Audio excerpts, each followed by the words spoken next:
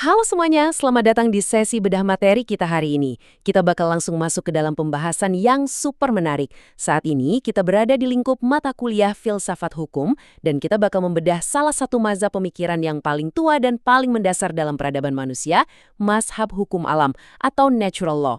Materi komprehensif yang bakal kita bahas ini disusun khusus oleh tim penyusun materi studi tentang ilmu hukum. Jadi siapkan catatan kalian, karena kita bakal menjelajahi konsep-konsep filosofis keren yang ngebentuk cara kita memahami keadilan sampai detik ini. Hari ini kita punya 5 fokus utama. Kita bakal mulai dari pengenalan konsep dasar hukum alam. Terus kita belah eranya jadi 2, teologis dan sekuler. Setelah itu kita lihat relevansinya buat zaman now. Dan pastinya ditutup dengan referensi serta refleksi akademik. Oke, kita langsung masuk ke bagian pertama ya, pengantar mazhab hukum alam. Jadi, apa sih sebenarnya hukum alam atau natural law itu?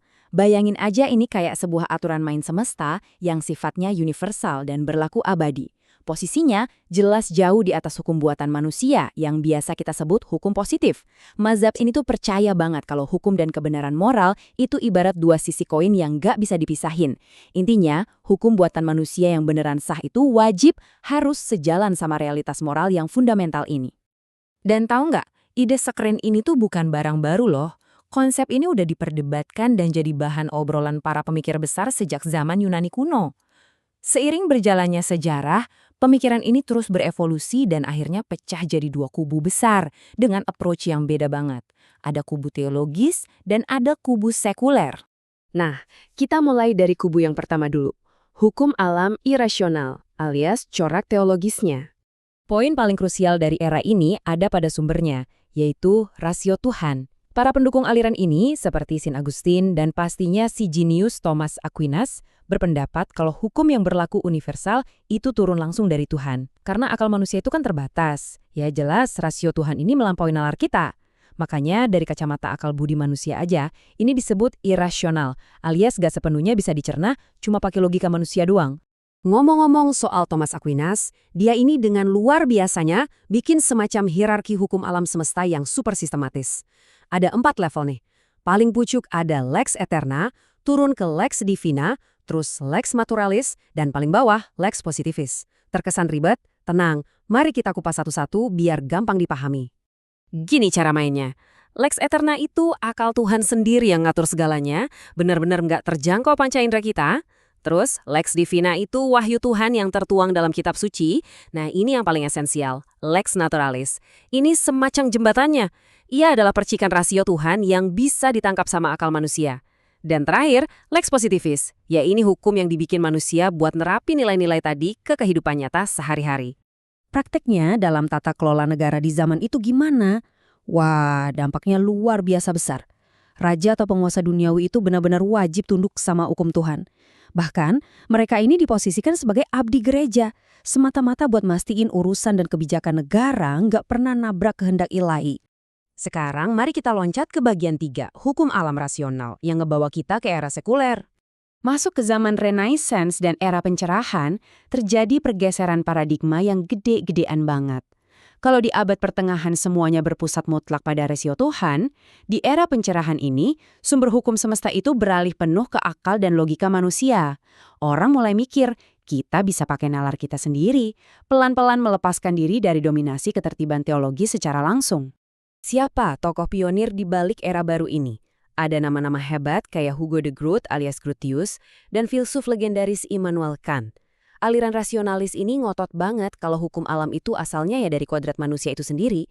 Manusia, pakai akalnya yang mandiri, bisa kok merumuskan hukum alam secara murni.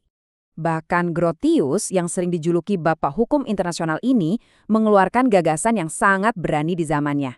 Dia bilang, prinsip hukum alam itu murni dari rasio manusia yang sehat dan bisa berdiri sendiri terlepas dari perintah Tuhan. Momen ini benar-benar jadi titik awal ilmu hukum mulai memisahkan diri dari ranah teologi. Nah, Immanuel Kant makin memperkuat pondasi sekuler ini dengan filsafat kritisnya, ngelawan banget cara berpikir yang dogmatis.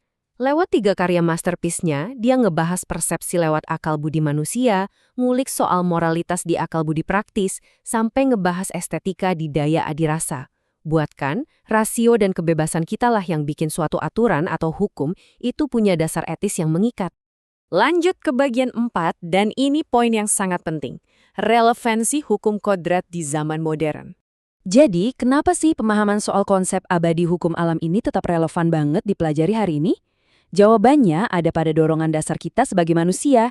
Kita selalu mencari keadilan mutlak.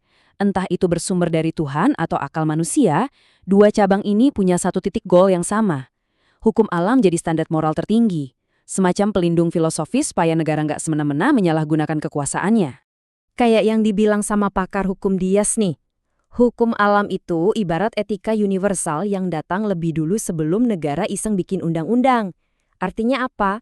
Kalau ada hukum positif, buatan negara yang terang-terangan melanggar nilai kemanusiaan dan etika universal, maka secara filosofis, aturan itu udah kehilangan ruh dan legitimasi moralnya. Oke, kita sampai di bagian kelima, daftar pustaka dan penutup.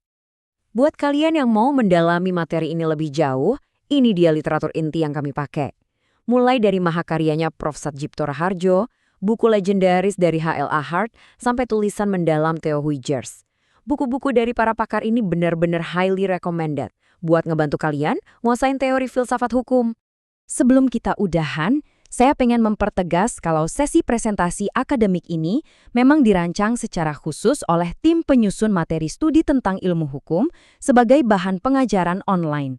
Jadikan tayangan ini sebagai referensi berharga untuk menemani proses belajar kalian sebagai pembelajar hukum yang tangguh dan kritis. Sebagai penutup, saya mau ninggalin satu PR pertanyaan filosofis yang berbobot buat kalian renungkan dan diskusikan. Coba bayangkan, jika sebuah negara secara sadar menciptakan hukum positif yang secara mutlak menginjak-injak rasio murni dan moralitas dasar kita sebagai manusia, apakah aturan tersebut masih layak dan sah disebut sebagai sebuah hukum? Bahan pemikiran yang sangat menarik, bukan? Silahkan didebatkan. Terima kasih banyak udah nyimak bedah materi ini sampai akhir, dan selamat belajar!